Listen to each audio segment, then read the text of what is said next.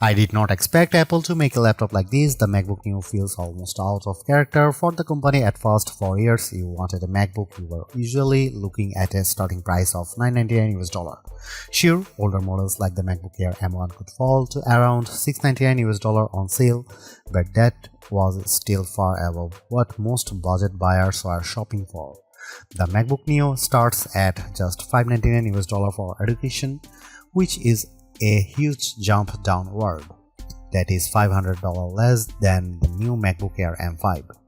And yes, that price is low enough to set off warning alarms, but after testing the MacBook Neo, I think the surprise is not that it is cheap. The surprise is that it is actually good. In fact, it is the most balanced laptop I have used under $600 US, and it easily beats every Windows laptop I have tried in this class. It also leaves most Chromebooks behind.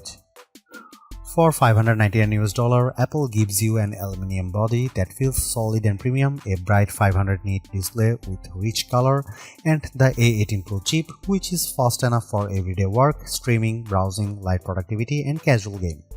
The side-mounted speakers are also much better than they have any right to be at this price. So, what did Apple give up to make that happen? Where does this laptop fit in the wider market? And should you actually buy it? Let's get into the full MacBook Neo review. The MacBook Neo is one of the most interesting Apple products in a long time, and it launches at a time when value matters more than ever. Prices are rising across consumer electronics, memory is getting more expensive, global trade pressure is still affecting hardware costs, and people are simply more cautious with money than they used to be. Apple is usually treated as the company that sells premium gear, and that is mostly true. But that does not mean Apple cannot make good value products. The Mac Mini M4 is already a strong example of that. The MacBook Neo goes one step further by targeting the budget and mid-range laptop space directly. That is a market filled with Chromebooks and affordable Windows laptops, and Apple is now entering it with a product built entirely on its own rules. And that is the key point here. The MacBook Neo is cheaper, but it does not feel striped down in the usual way. You still get a beautiful aluminum laptop, now offered in 4 lively color options that make Apple's lineup feel more fun again. The display is another big win. It is a 13-inch Retina panel with 2408 by 1506 resolution, which is sharper than the 1080p screens that dominate this price range. The webcam is 1080p and looks clean for video calls, the speakers sound excellent, and the laptop runs the full version of macOS. That means you are not stuck in a limited or locked down environment. You can use standard Mac apps just like you would on a more expensive Mac. The main compromise is memory. The base model has 8GB of unified memory, which is enough for everyday use, but it is not ideal for heavy multitasking.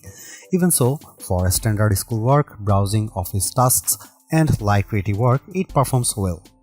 The real story though is the price. At $599 US, the MacBook Neo is shockingly competitive. For students, the price drops to $499 US, and at that point it becomes very hard to argue against. Finding a Windows laptop or Chromebook that matches this level of build quality and display quality at that price is extremely difficult. Of course, there are trade-offs. The keyboard has no backlight, so it is not ideal in low light, and the 2 USB-C ports use older USB 3 and USB 2 technology instead of modern high-speed standards. Still, even with those compromises, Apple has made one of the strongest budget laptops available in 2026. It may not be the cheapest laptop you can buy, but it is one of the most complete. That alone makes it a serious problem for the competition.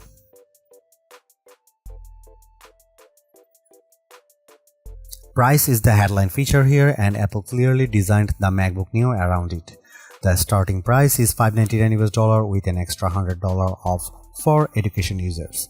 That puts it among the least expensive Macs Apple has ever made. The Mac Mini M4 may cost about the same, but it does not include a display, a keyboard, or mouse, so if you care about total cut out of the box value, the MacBook Neo is the better deal. The base configuration includes a 13-inch liquid retina display, 8GB of unified memory, and a 256GB SSD. Inside, you get Apple A18 Pro chip with a 6-core CPU and 5-core GPU. The A18 Pro originally launched in the iPhone 16 Pro in 2024, and using that chip is one of the main reasons Apple could keep the price this low. Hardware choices are limited, which is expected at this level. The only real upgrade is storage, when you can move from 256GB to 512GB for an extra $100.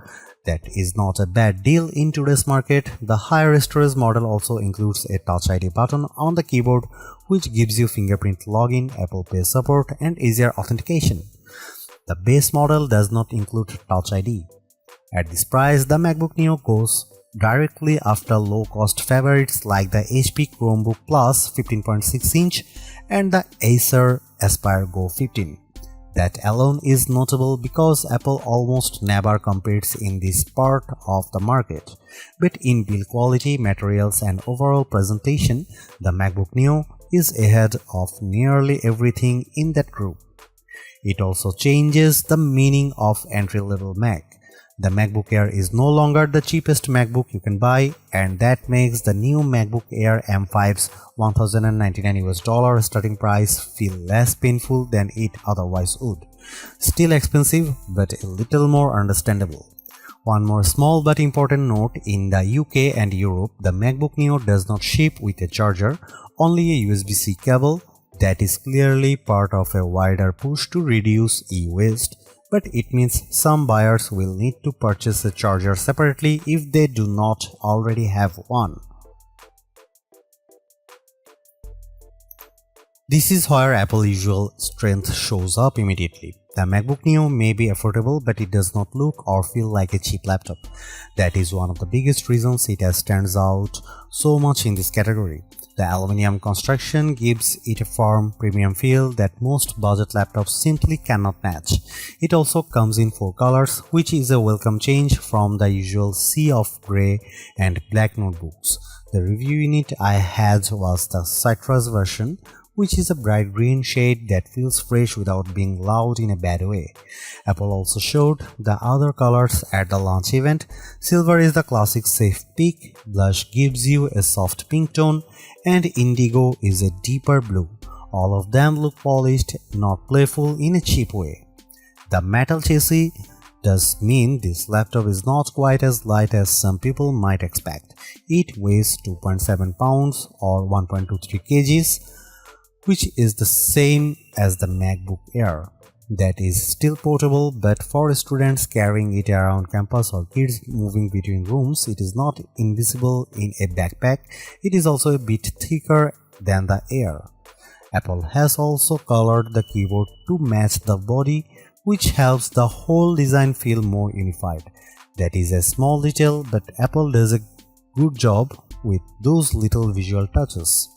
One thing to know is that Touch ID is not included on the base model. If you buy the 512GB version, you get the fingerprint button on the keyboard.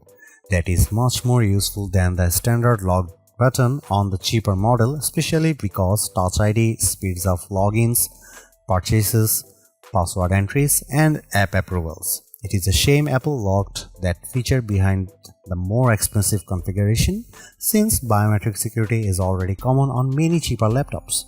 The keyboard itself is comfortable and familiar. It feels like a proper Magic Keyboard, which is good. The bad news is that it is not backlit. That is probably the clearest compromise Apple made to hit this price point, and it matters more than some people might think. In a dim classroom, a dorm room, or a late-night study session, the missing backlight becomes annoying fast. That may not be a deal breaker, but it is definitely something buyers should know. On the left side, you get 2 USB-C ports. These are also used for charging because there is no MagSafe 3 here. At first glance, the ports look the same, but they are not.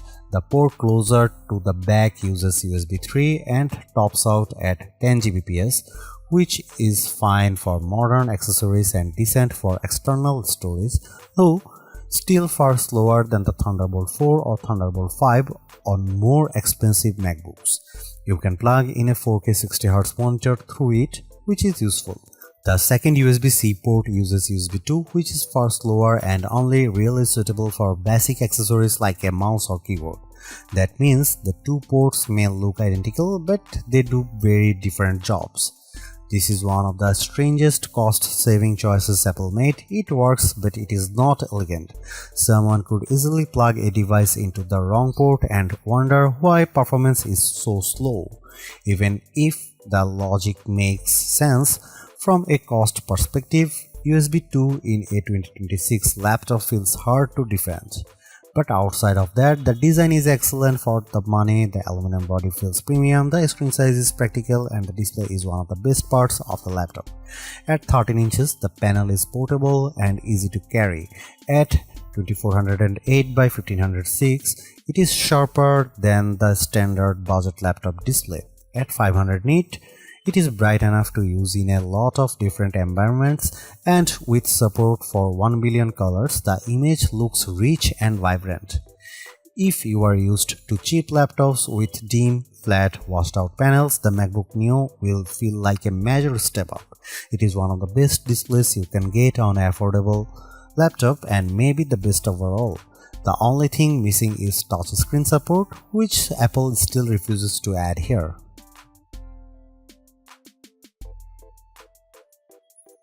The MacBook Neo's performance story is unusual, but it makes sense once you look at the pricing. Instead of using an M series chip, Apple chose the A18 Pro, the same chip that powered the iPhone 16 Pro. On paper, that sounds strange. In practice, it is a smart cost-saving move.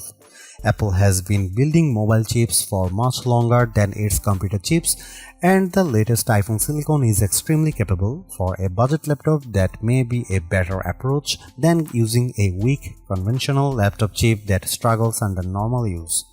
Using an older iPhone chip lets Apple keep the price down while still delivering strong everyday performance. You might wonder why Apple did not simply use an older M chip like the M1. The company says the A18 Pro has a 16-core neural engine that is better suited for on-device AI work, including Apple Intelligence features inside macOS. The M1 is not as strong in that area, and the A18 also uses faster memory, so the choice is more deliberate than it first appears.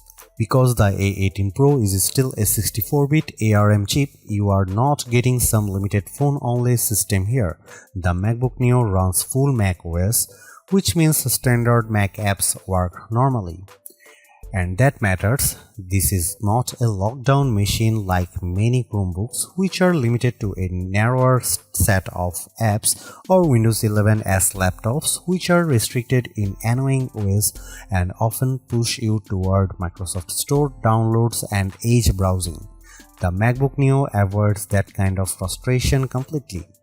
For everyday use, the experience is very good. macOS runs smoothly enough, and while it is not as fast as a MacBook Pro, it is still impressive for a machine this affordable.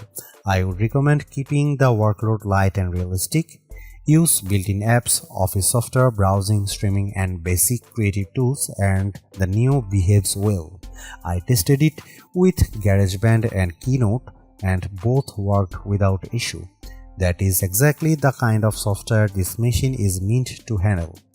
It can also go further. I installed Steam, which needs Rosetta on non-Intel hardware, and it ran fine.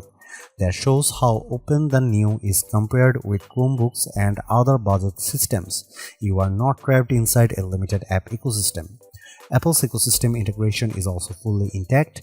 You can mirror your iPhone, move files between devices, share your clipboard, make calls, send messages, and use an iPad as a second display. I even tested it with the new M5 iPad Pro, which is very uneven pairing in terms of price, but the feature worked great. That is one of the best things about the MacBook Neo. It still feels like a real Mac, not a cheaper version of one. The limits are mostly about hardware. If you want heavy 3D rendering, serious video editing, or a big creative workload, this is not the right machine. It can do a lot, but it is not meant to do everything. The 8 GB of unified memory is the biggest technical concern. Unified memory is shared across the system and graphics, so once you start opening multiple apps or using more demanding workloads, it fills up quickly. During my testing with Safari, Keynote, GarageBand and a Steam download running, memory usage reached roughly 6.48 GB to 7 GB. That is very close to the ceiling. And once memory is maxed out, the system slows down. There is no upgrade path here and you cannot just add more RAM later. So the memory choice has to work for your needs from day one. For light users, it is probably enough. For heavier multitaskers, it is not. If you are planning to use the laptop for more demanding work, the MacBook Air M5 is the better choice because it starts with 16 GB of unified memory. The Neo is a good machine, but it is not built for high-pressure workloads. Gaming is possible too, though not in a high-end way.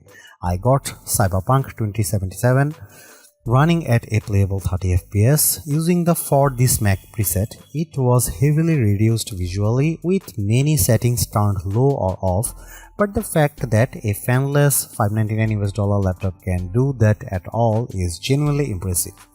It also plays iPhone and iPad games very well, which makes more sense for this hardware. Overall, the performance is strong for the money. It is good for school, web work, media and light productivity. It is flexible, quiet and more capable than most rivals, but it is still a budget machine and it should be treated like one. One more plus, it is fanless. That means silent operation, which is a big deal when you compare it with budget Windows laptops that often becomes noisy under load. Battery life is another area where the MacBook Neo does very well. Apple says you can get up to 16 hours of video streaming or up to 11 hours of wireless web browsing. Those are strong claims, especially for a laptop in this category. In testing, the MacBook Neo lasted 13.5 hours before shutting down. That is enough for a full day of work or classes without needing a charger. It is not the absolute longest lasting laptop in the market, but it is still excellent. That makes it especially appealing for students who move between classes or people who do not want to carry a charger everywhere. Charging is also fairly quick with the included 20-watt adapter unless you are in the UK or Europe where you need to bring your own charger. The MacBook Neo is the best budget laptop you can buy right now. It sits at the higher end of the budget category, but the quality gap between it and most Windows laptops or Chromebooks at the same price is hard to ignore. The MacBook Neo looks better, feels better, and performs better in daily use. The display is excellent, the speakers are unusually good, and the overall experience feels far more premium than the price suggests. What Apple really nailed here is the software side. This is not a watered-down Mac experience. You still get full Mac OS, broad app support, and the normal Apple ecosystem features that makes MacBooks so useful in the first place. Yes, there are compromises. The memory is limited, the keyboard has no backlight, and the USB-C setup is odd. But those trade-offs are easier to accept when the rest of the machine is this well executed. In the end, the MacBook Neo is exactly what a budget MacBook should be. Simple, capable, polished, and worth the money.